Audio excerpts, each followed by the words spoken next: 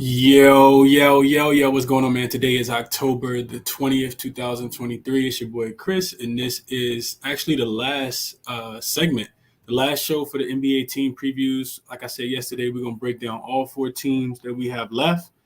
We've done, I think, a pretty decent job, pretty solid job of covering every team that we've talked about so far. And then we have the teams that finished with the four worst records from the 2022-2023 NBA season. Those team being the Charlotte Hornets, the Houston Rockets, the Detroit Pistons, and the San Antonio Spurs. So we lumped all those teams together. And I know I'm doing the show a lot earlier than I typically do, but it was the only time that I had available for today. So real quick, hit the like button for me, especially if you guys are coming back watching the show later. Definitely always appreciate that. Turn the notification bell on and subscribe to the channel as well so you guys know when I go live. It's going to be a lot of great content as always coming coming soon because the NBA season is literally right around the corner. So definitely hit the like button for me. Shout out to Odds Jam as I always do. You can check out their odds for Screenbook, the Sportsbook screen page, where you can find the best odds for every single play that you absolutely love. So you aren't getting the worst of the number every single time is what I use it for. Sign up, use 25%, get 25% off your first month with code CBC. And let's jump into it, man. We got four teams to talk about. This preview show, even though it's going to be four teams, is going to be pretty quick. As I don't have too much to say about any of these teams. I'll give you guys the breakdown that I have for all of them, though. So let's start with the team that's close to me, East Coast team. Let's look at the Charlotte Hornets first and foremost. So the Charlotte Hornets are not projected to do well this season. You can get them at a plus 800 to make the playoffs. And the odds elsewise, even to make the playoffs, is absolutely ridiculous at plus 800. But they're not winning the Southwest. They're not winning the East or the title. You can get them at 35-1 to win the Southwest, 25-1 to win, 250-1 to win the East, and then 500-1 to win the title. The odds of those things happening probably not likely at all, barring some kind of couple of trades probably for this team. So let's talk about the additions. You add Brandon Miller in the draft. Everybody knows that he's a star-studded talent. I think Brandon Miller is going to be fine. He's going to have to work on his jump shot a lot. In my estimation, he's going to have to work on his jump shot a lot. And then you signed Nick Smith Jr. as well. They didn't really lose anyone. They also bought back everybody. So no big subtractions there last season. You look at this team last season, they were one of the teams that were, kind of caught the injury bug early. LaMelo only played 36 games. Miles Bridges, of course, missed the whole entire season because he had the domestic violence situation going on. But the season before, he averaged 20 points per game. And they were one of the worst offensive teams in the league, although they did play with a lot of pace up and down the floor, just missing a bunch of shots. If you watched the game last night, because they did play in a preseason game against the Boston Celtics last night, it was much of the same last night. Of course, Bridges isn't with the team. He is suspended for 10 more games to start this year outside of the protective custody order violation that happened where he turned himself in last week. So Bridges, I think we just got to kind of monitor his situation. What this team did in the offseason, they just re-signed LaMelo. He got a bag. He got the max extension, 5 years, $260 million. And of course, Jordan sold his franchise. Jordan said he didn't want to be a part of this franchise anymore. So sold the team as well. And this team, they struggled. Like I said, 14th in the East. The only team that had a better record, the only team that had a worse record was the Detroit Pistons. And of course, we know that they didn't have Cade Cunningham. We're going to talk a little bit more about them here soon. They do have a win total this season. The Charlotte Hornets, though, they do have a win total this season of 31.5, which if they could somehow win 31.5 games, to me that'd be pretty impressive, given that last year they only won 27. And Bridges does help this team a lot. I do also like Mark Williams. I think that his defense is underrated, but they're gonna have to find ways to score the ball and defend better. Like LaMelo isn't the greatest defender. You think about Terry Rozier. He's also an undersized guard that can score the ball, but he can't guard anybody. And then Gordon Hayward's a year older and also has had some health issues as well. So I'm not as high on this team. Hopefully LaMelo can stay healthy, and him and Miles Bridges could potentially get this team to the 31.5 wins. So I don't like the under enough to bet it, but that's the way I would kind of lean here. As far as strength of schedule, they do have the middle of the pack kind of strength of schedule. It's 6 teams, so not too bad, not too not too easy either. But yeah, those are my thoughts on the Charlotte Hornets. I'll be looking to play this team, some first half overs. I can't trust the offense to be able to score, specifically against some of the better defensive teams. And that's what we saw last night against Boston. They just couldn't hit the barn side of it. They couldn't hit the barn side, the brick hit it. They couldn't hit any. Let's just say they couldn't hit anything last night. A bunch of shots going in and out, and couldn't stop Boston either. Boston got whatever it was that they wanted last night and looked to be, kind of prime for the regular season. So those are my thoughts on the Charlotte Hornets, man. I'm going to keep going. Like I said, I want this to be a shorter show. And shout out to everybody in the chat. Great cheers from Athens, Greece. Oh man, appreciate you pulling up from Greece, from Athens, man. And Prolific said licking his wounds from licking his wounds this morning. Yeah, yesterday was not a good day as far as betting, man. Yesterday I went 1-3, but so many plays where I missed the Denver first quarter, missed by 1 point. Wasn't for a late fourth quarter drive by New Orleans, then we easily go 3-1. But that's how betting goes, man. That's how betting goes. So let's keep going. Let's jump into the Houston Rockets, who are up next. So this is a team that I'm a little more excited for. You can actually get the Rockets at plus 800 to make the playoffs. I don't know if I go that far, as I think it'll be another developmental year for them. The odds to do everything else is pretty drastic as well. To win the Southwest, they're plus 5,000. To win the Western Conference, they're plus 25,000. To win the title, you can get them at 500 to 1. They're plus 5,000, plus 50,000. So you can get them 50 to 1. You look at what this team did. This team actually did a lot. Coach Ime Udoka comes over because, of course, they get rid of Coach Steve Silas. KJ Martin is now on the Los Angeles Clippers. You draft Thompson in the draft, which I'm pretty high on him. Cam Whitmore, definitely love his game. I think I'm going to talk a little bit more about him in a second. But you also bring in Coach Fred VanVleet. Not guard Fred VanVleet. They gave Fred VanVleet the bag. Dylan Brooks also comes over. Jock Londale as well. And then you bring in a veteran presence like Jeff Green also. It's going to be an interesting team, man. You look at what they did last season. They kind of struggled out the gate, just 3-14 to start the season. They lost 17 of 18 during another stretch during the season as well. And, it was a team that was undisciplined. They turned the ball over a lot. They couldn't really shoot the ball from outside the painted area, but they did play really tough defense. Sengun is somebody that seems really, really promising, almost like a baby Nurkic.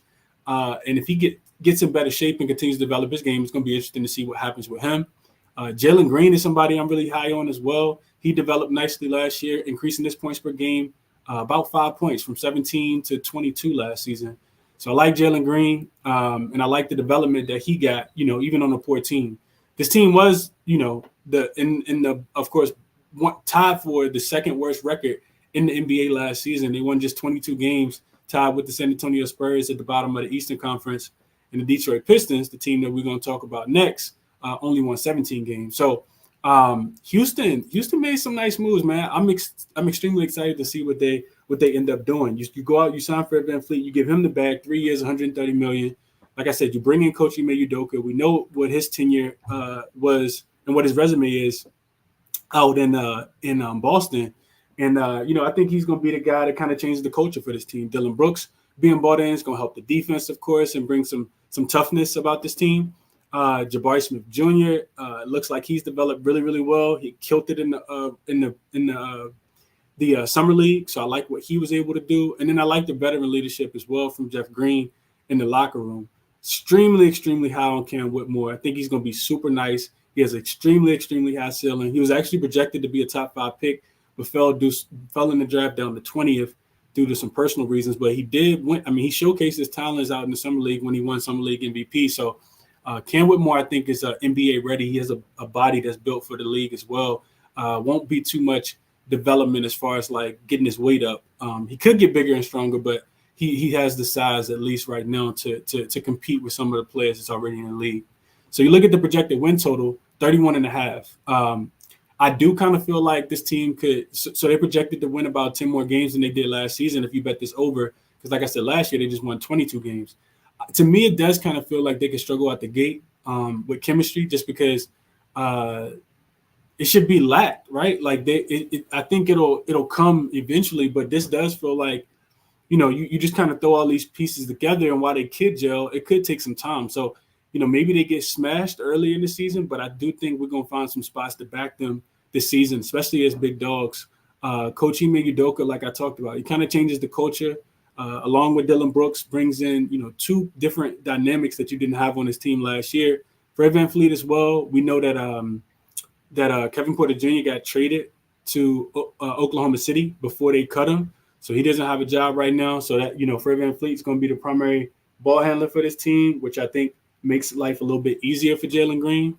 And like I said, some leadership as well, man. This team really lacked leadership last year. So you bring in Jeff Green. I think he's going to help tremendously in that department. Fred VanVleet's also a vet as well. So I really like what this team did. Jalen Green's offseason development, I think, is really big as well. I actually played him yesterday on DraftKings to average 24 points per game during the regular season at plus 180.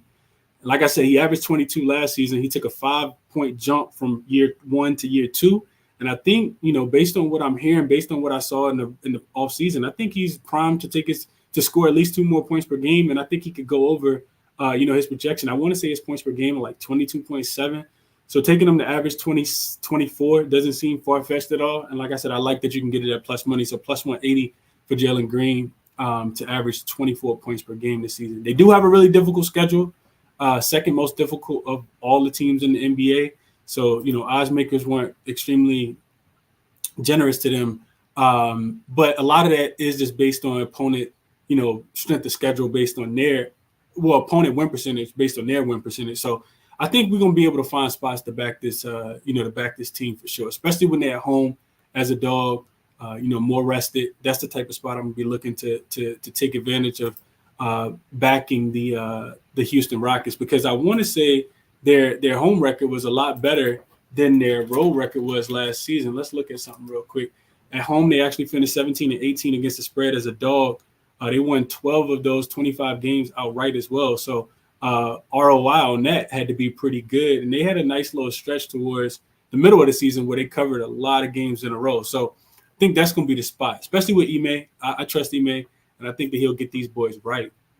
Let's keep going. So let's see. We did Detroit. We did – no. Detroit's next. So we've covered Charlotte. We've covered Houston. Let's jump into the Pistons real quick. So Detroit – odds also extremely crazy. You can get them at a plus 1060 to reach the playoffs. I don't think that they're going to reach the playoffs. To win the Central, plus 25,000. To win the East, plus 30,000. To win the title, they got the longest odds on the book at plus 60,000. Excuse me. So 600 to 1 is what you can get this team to win the title. Definitely not even something that we should consider right now. But you do think about what they did. I think that they kind of trended in the right direction as well. They didn't really lose any big piece. You only lost Coach Dwayne Casey, but you bring in Coach Monty Williams from the Phoenix Suns, of course. You add Joe Harris, another shooter, and this is what this team really, really lacked last year, was shooting outside of Bojan Bogdanovic. You also add a veteran guard in Monte Morris, and then you draft a couple guys as well. I think Thompson is going to be really, really good for this team. A big physical 6'7" guy that doesn't mind playing. Like, he's going to try to bump you, get to his spots. He can shoot a little bit. His game is very versatile. So, and he's a good rebounder as well. Excellent rebounder.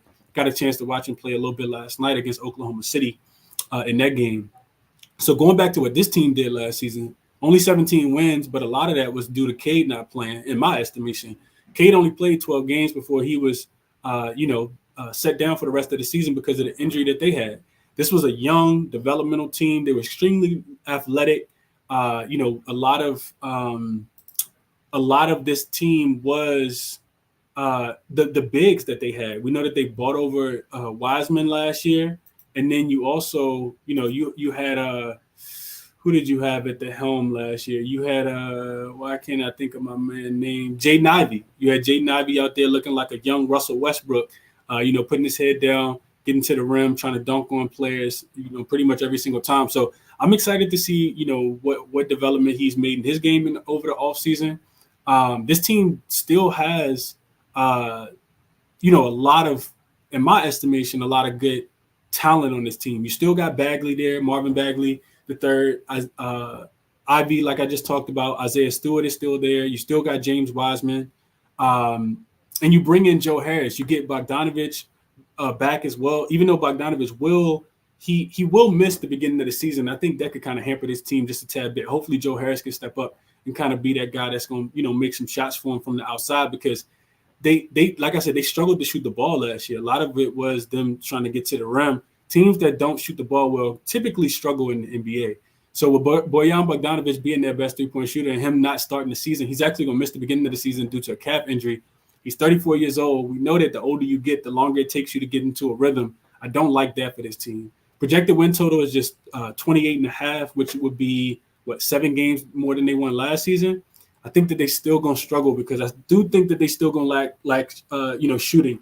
But I think that their defense will be a little bit more improved, in my estimation. They also had a 5th most difficult schedule. So not really too high expectations, but with Cade being back, I wouldn't play the under on this team.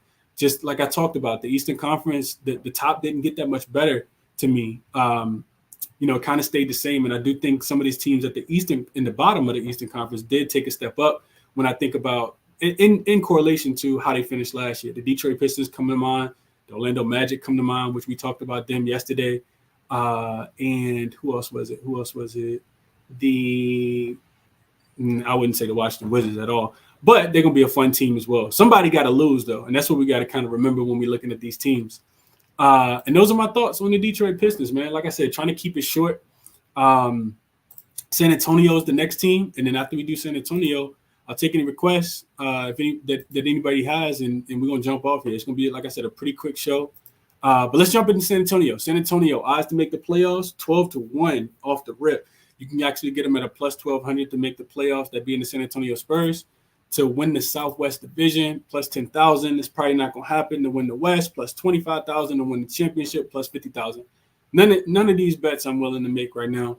Of course, we know the big thing that happened with this team was, end up getting the first pick, drafting Victor Wembanyama, who has looked like a unicorn, like he was supposed to for a majority of the preseason. Dudes looked really, really good. He had the one, really poor summer league start, and then, came back in the second game. And he's doing stuff that a lot of other players aren't able to do. It's kind of hard to rationalize what he's able to do given his size, like how many steps he needs to get to the rim, how easy it is for him to dunk the basketball, how easy it is for him to block your shot and cover so much space. Is absolutely incredible.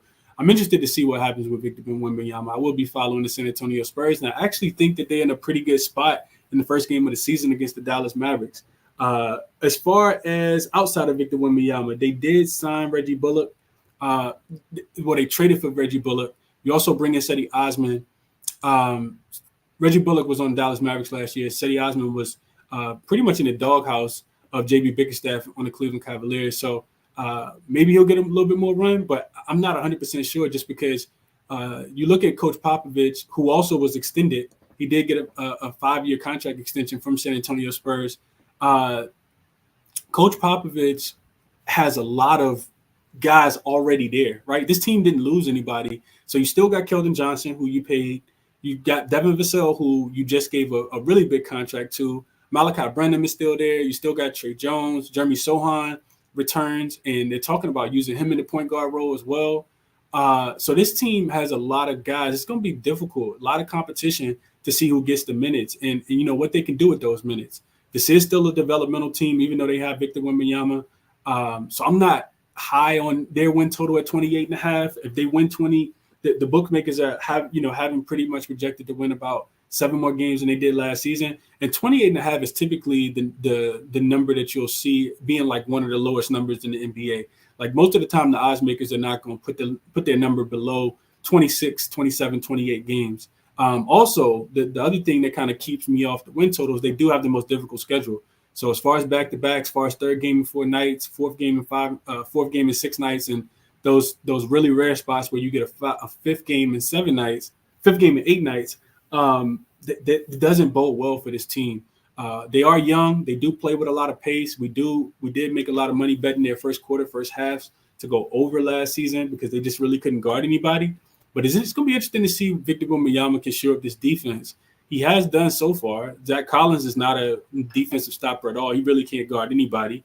And for that reason, it feels like Victor Wembanyama, he's going to play a lot of minutes, and they'll develop him throughout the entirety of the season. I want to check real quickly, and just kind of look at so Zach Collins, outside of Zach Collins and Victor Wembanyama, you just got Charles Baseley, who, I mean, he doesn't really move the needle for me at all. Those are my thoughts on San Antonio Spurs. I wouldn't play their win total to go over just because the Western Conference is deep and it's thick, man. It's hard. It's going to be hard to get wins in the Western Conference, especially for a young developing team, even though they do have arguably who I would think is the greatest NBA coach of all time, that being Greg Popovich.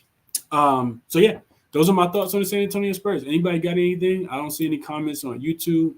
If anybody got anything on Twitter, feel free to chime in.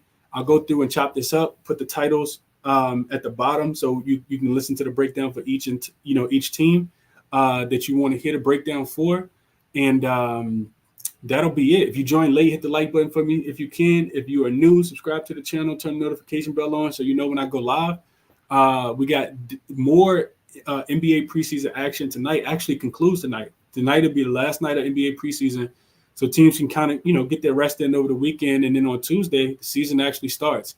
If anybody that's on, I didn't even get this one out to the YouTube group yet, and I think the line is moved, but I did take the Lakers plus 5.5 on the opening night. When Denver get their rings, really like the Lakers in that spot.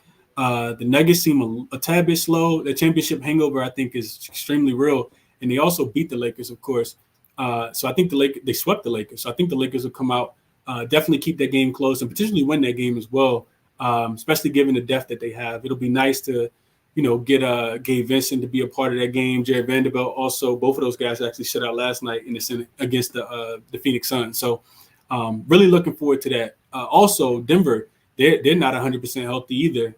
We saw Christian Braun not lace it up the last couple games if you've been paying attention to the preseason. And Michael Porter Jr. hasn't been available, but both of those guys are supposed to be available for the game on Tuesday. So we'll see how it goes. They could not be at full strength, which I would like even more because we know that the Denver Nuggets lost. They did lose, some key rotational players, within that team. So those are my thoughts for, opening night. I'll definitely have, maybe a player prop or two. And we'll get back to doing shows again next week, man. I'm probably going to end up I might do a look ahead to Tuesday's game and give you guys a little bit more. Maybe we'll have player prop lines by that time, but that's what I got for you guys today. I appreciate everybody for tapping in, tuning in, hitting the like button for me, subscribing to the channel, showing love. Best of luck to you guys that do have action, for today or, anything that you're betting. I know it's two, MLB playoff games tonight. Anything that you got, though. College football, best of luck. Hope you guys cash. Enjoy your weekend. Until next time, I'm out.